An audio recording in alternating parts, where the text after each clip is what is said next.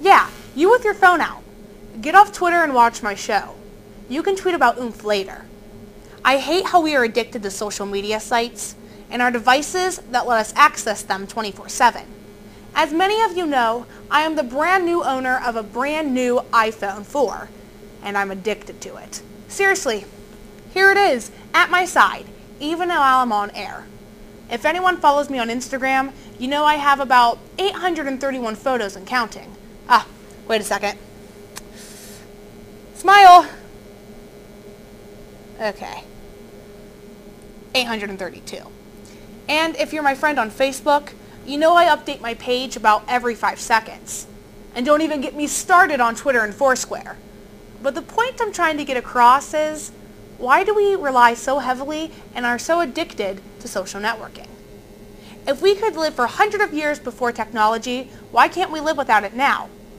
What makes us so distracted that we have to get on Twitter and Facebook every 10 seconds to see what's new and who's doing what? And why do we have to say such hurtful things behind screen names and instant messages? Why do we act like we are 10 feet tall online, but in life never come face to face with the issue? And why do we bash our school and make it the joke of our news feeds? Does anyone else remember when you go to Perry? It happened last year in early May, late April, and it was the most stupid thing I think I've ever heard of. Kids were bashing teachers, other students, and places around the township. Why would you do such a stupid thing? Why would you talk so much trash and then do nothing about it? If you don't like something, change. Don't be a problem. Fix the problem. And grow up. Soon a new idea will be shown at Perry. It's called My Perry, and it's a great idea. It's encouraging words about our high school, and is going to hopefully make a difference in what you all tweet and talk about on Facebook. By the way, fun fact, the average person spends up to 15 hours, 33 minutes on Facebook a month.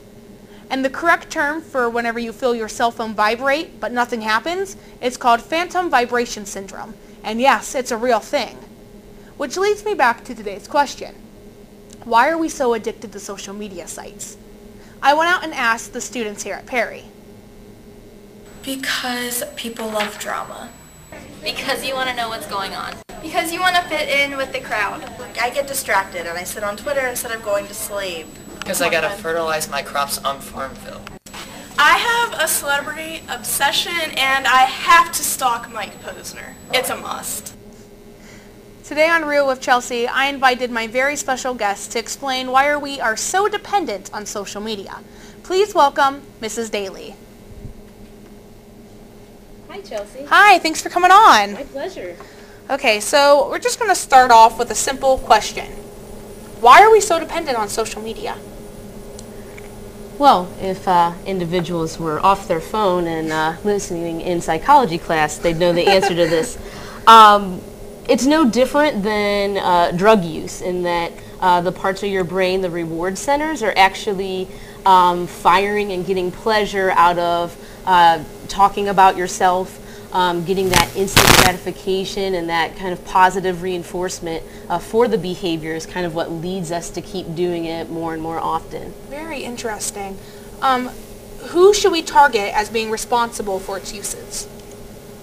Okay, I would say in young kids, parents need to be mindful of the amount of time a kid spends online and in social networking sites, in that, you know, the young brain is still being wired, and spending too much time online could, you know, lead to some attention problems. Right. In older age, you know, by the time, you know, you're an adult, a young adult, it's us. I mean, I know that it might be labeled as social suicide. Correct. To, you know, get off for more than 10 seconds, you know, and not update your status, but I mean, at some point we have to look in the mirror and say, right, you know, it's us.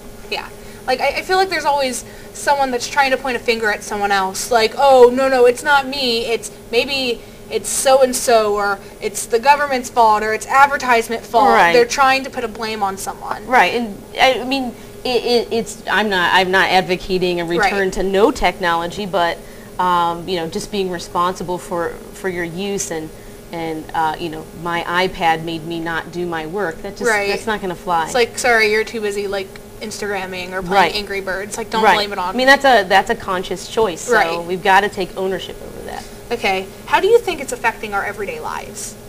Well, in not getting our work done, there's lots of really interesting evidence coming out of some different universities, Harvard being one of the ones that's doing a lot of research on the amount of hours a day people waste by thinking they're being excellent multitaskers. Right. And so it's like on average 2 hours a day we waste because we do this cycle of well, let me just check my email, let me just update this Right. status, let me just send one more picture, one more tweet, when really we're not saving any more time. And I think that could get dangerous in that, we know multitasking, this whole, let me just text this one thing out as I'm driving my car. Right. That's, the equivalent, texting and driving is the equivalent of driving under the influence. I mean, it's no different than having a blood alcohol content of 0.08. So, Right. I mean, that's illegal.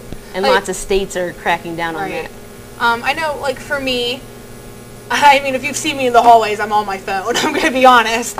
But that's even a, distraction, getting to class on time or... Yeah, you're the person I run into. Right, as because you're tweeting. tweeting or Yeah. you're texting or you're on Facebook or you're listening, you're doing something Right.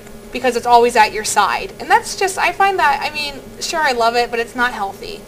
No, and I think that just acknowledging that the human brain is not wired to multitask, like we're all bad at it. Right. All of us are bad at it. It's just, like let's recognize our weaknesses and Right. move on.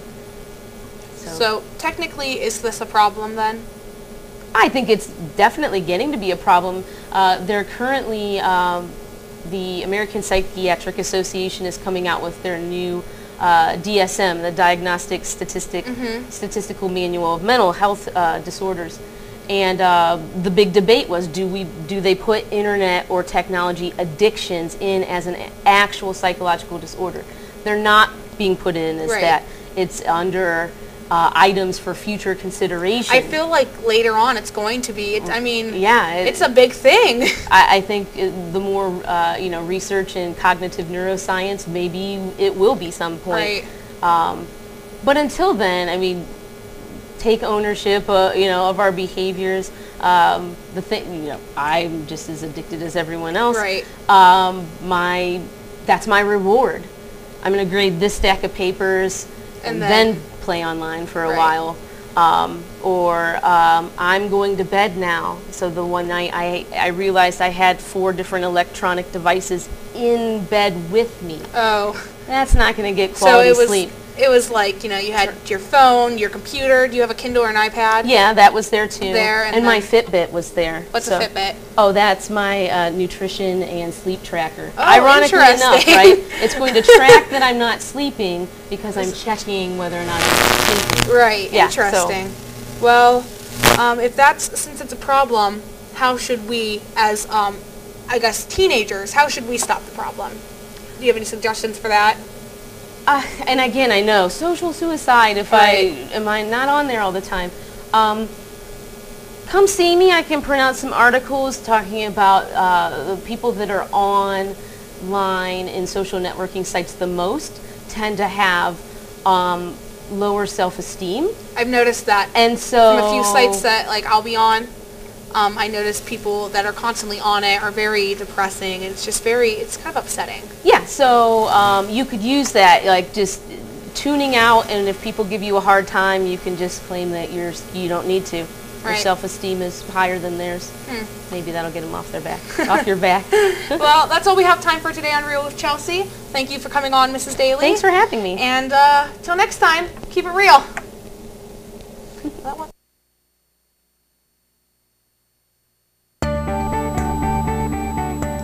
My Perry takes pride in their work.